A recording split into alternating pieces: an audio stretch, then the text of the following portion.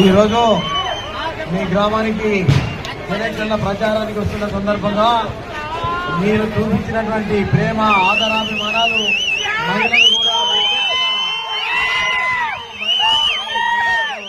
ప్రత్యేకంగా నా పాదాలు వందనాలు చేస్తున్నా.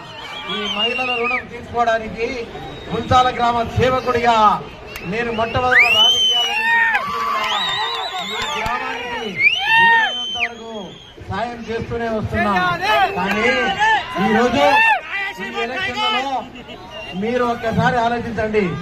కర్నూలు మండలంలో ఒక ఎమ్మెల్యేగా ఒక ఎంపీ అభ్యర్థిగా, ఎందుకంటే నేను విషాదమైన సంఘటన, నా కుమారుడు రాజవర్ధన్ రెడ్డి గారు ఉన్నప్పుడు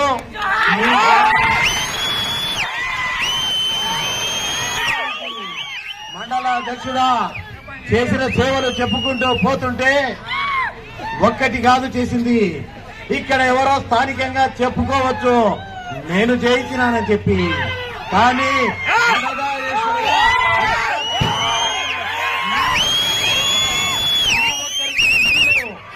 ఆ విధంగా చేశాము తప్ప ఇక్కడ స్వతంత్రంగా చేసే శక్తి తెలుగుదేశం పార్టీలో నేనున్నప్పుడు, నా కుమారుడు ఉన్నప్పుడు లేదని మీరు గ్రహించాలి. స్థానికంగా ఎవరో నేను పని చేపించినానంటే మేము పెట్టిన ఏజెంట్లు ఉంటారు. ఈరోజు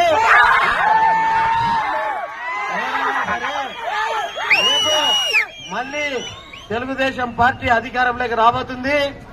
మేము పెట్టినటువంటి రాజవర్ధన్ రెడ్డి ఒక సంవత్సరం కిందట కొన్ని పేర్లు చెప్పాడు. అందులో భాగంగానే కర్నూలు మండలానికి పసుమల గ్రామానికి చెందిన దస్తగిరి, పూర్వ సామాజిక వర్గానికి చెందినటువంటి పూర్వ నాగరాజు, వీరిని ఉమ్మడి అభ్యర్థిగా జనసేన, బీజేపీ, ఎందుకంటే మీరు ఒక్కసారి ఆలోచించండి, ఎందుకు మనం చంద్రబాబు నాయుడు గారికి ఓటేయాలనేది మీరు ఒక్కసారి ఆలోచించండి. సూపర్ 6 పథకాలు విధించారు అంటే జగన్మోహన్ రెడ్డి గారికి ఓటు వేశాం. ఓటు వేసిన తర్వాత ఏం జరిగింది?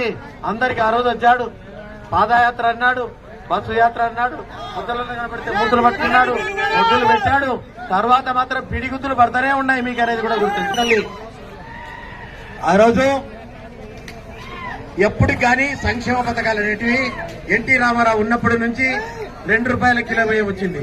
ఆ రోజు పెన్షన్ 35 రూపాయలు ఉండేది. చంద్రబాబు నాయుడు గారు ఉన్నప్పుడు 2000 వరకు పెంచడం జరిగింది. డాక్రా మహిళా గ్రూపులను పెట్టిందే చంద్రబాబు నాయుడు గారు.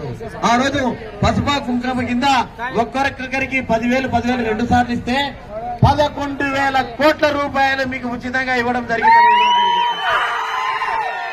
అదేవిధంగా ఈరోజు జగన్మోహన్ రెడ్డి గారు 3,000 పెన్షన్ ఇవ్వడానికి 5 సంవత్సరాలు పెట్టింది. రేపు చంద్రబాబు నాయుడు గారు ముఖ్యమంత్రి అయిన వెంటనే మొట్టమొదటి నెలలోనే ఈ 3 నెలలది 3,000 ప్లస్ 4,000 కలిపి మొదటి నెల 7,000 రూపాయలు. నిన్న ఎంత దుర్మార్గుడైనటువంటి జగన్మోహన్ రెడ్డి మీరు గుర్తుంచుకోండి. ముసలి వాళ్లకు ప్రతి ఇంటికి 1వ తేదీ వచ్చేది బంద్ చేసి బ్యాంకులో వేసినానని చెప్పి మోసం చేస్తా ఉన్నాడు. సచివాలయంలో ఉన్నటువంటి వాళ్ళు తెచ్చి మనకి ఎందుకు ఇస్తలేరో మీరు ఆలోచించండి అని కూడా చెప్తున్నా. ఎందుకంటే రేపు నా ప్రభుత్వం రాదు, కేవలం డబ్బులు ఇవ్వకుండా చంద్రబాబు చేసినాడని మాయ మాటలు, మోసం మాటలు చెప్తా ఉన్నాడు. దయచేసి అదే కాకుండా ఇక్కడికి ఎంతో మంది పెన్షన్ రాదు అన్నప్పుడు నీకు 60 సంవత్సరాల వరకు 45 ఏళ్ల వరకు పెన్షన్ రాకపోతే 18 సంవత్సరాలు నిండిన ప్రతి ఆడబిడ్డకు ప్రతి నెల 1,500 పెన్షన్ వచ్చే వరకు కూడా, అదేవిధంగా అమ్మఒడి ఒక్కరికి కాదు ఇవ్వాల్సింది. ఇంట్లో ఎంతమంది స్కూల్కి పోతే అంతమందికి ప్రతి సంవత్సరం 15,000 రూపాయలు అదేవిధంగా ఉచితంగా 3 సిలిండర్లు, గ్యాస్ సిలిండర్లు కూడా మహిళలకు ఇవ్వడం జరుగుతా ఉంది. అదేవిధంగా విదేశీ విద్య అయితేనేమి, అన్నిటికన్నా ముఖ్యంగా మీరు ఆలోచించాలి కదమ్మా. మనం ఎక్కడో పుట్టింటాం, ఏ ఊరు అనంటే మా ఊరు ఉల్సాల అని చెప్తారు. మనకు ఆంధ్రప్రదేశ్ విడిపోయింది. ఎక్కడ మీకు రాజధాని అంటే ఎక్కడ రాజధాని చెప్పండి మీరు, ఉందా? రాజధాని లేకపోతే పరిశ్రమలు ఎట్లొస్తాయి? పరిశ్రమలు రాకపోతే ఉద్యోగాలు ఎక్కడి నుంచి వస్తాయి? ఉద్యోగాలు రాకపోతే ట్యాక్సీలు కట్టడానికి ఉండదు, సంక్షేమ పథకాలకు డబ్బు ఉండదు కాబట్టి ఈ మనకున్నటువంటి పొలాన్ని హక్కు మనది, పొలము మనది, హక్కు మాత్రం జగన్మోహన్ రెడ్డి తీసుకొని మనకు అప్పును కూడా పుట్టకుండా చేసి మన పొలాలను లాక్కునే పరిస్థితి వచ్చిందని కూడా మీరు గుర్తించుకోవాలి. 25 సంవత్సరాలకి ఈ గ్రామంతో సంబంధం ఉంది. అప్పట్లో కూడా చెప్పి కూడా మీరు 2 లక్షల రూపాయలు ఇవ్వడం జరిగింది. అదేవిధంగా ప్రతి ఒక్కరూ పొగాకు పండించుకుంటే పొగాకు రైతులకు కూడా నిర్మాణంగా చేయడం జరిగింది. ఇక్కడ హౌసింగ్ ఇచ్చాడంటే ఆరోగ్య విశ్వవర్ధన్ రెడ్డి లేదా రాజవర్ధన్ రెడ్డి ఇచ్చాడు తప్ప ఇంకొక నాయకుడి గ్రామానికి మాయ మాటలు చెప్పి ఏ పథకమైనా రాజవర్ధన్ ఉన్నప్పుడు కానీ, నేను మండలాధ్యక్షుడిగా ఉన్నప్పుడు కానీ, ఇన్ఛార్జ్ గా ఉన్నప్పుడు కానీ, అధికారంలో లేనప్పుడు కానీ, ఈ ఊళ్ళో ఏ ఇల్లు కట్టినా, ఏ పెన్షన్ ఇచ్చినా, లేకపోతే ఏ సంక్షేమ పథకాలు ఇచ్చినా కానీ అది విశ్వవర్ధన్ ద్వారా జరిగిందని చెప్పి మీ అందరి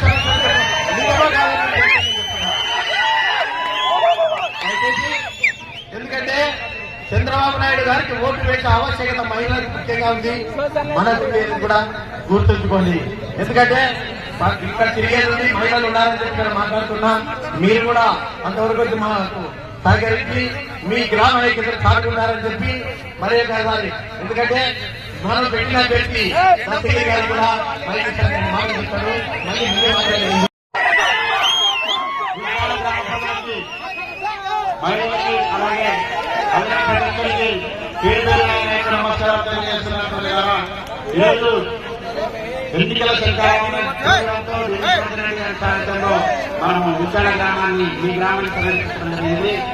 ఈరోజు వైఎస్ఆర్ గవర్నమెంట్ ఎంత విఫలమైందో మీరే చూస్తున్నారు ప్రజలారా. పెన్షన్ ఈరోజు సచివాలయం మారుస్తూ ఇంటికి పంపించవచ్చు, కానీ ఈ ల్యాండ్ యాక్ట్ ద్వారా మన రైతుల యొక్క భూములను కూడా మన యొక్క భూములని మనకు దాకుండా చేసేస్తున్నారు.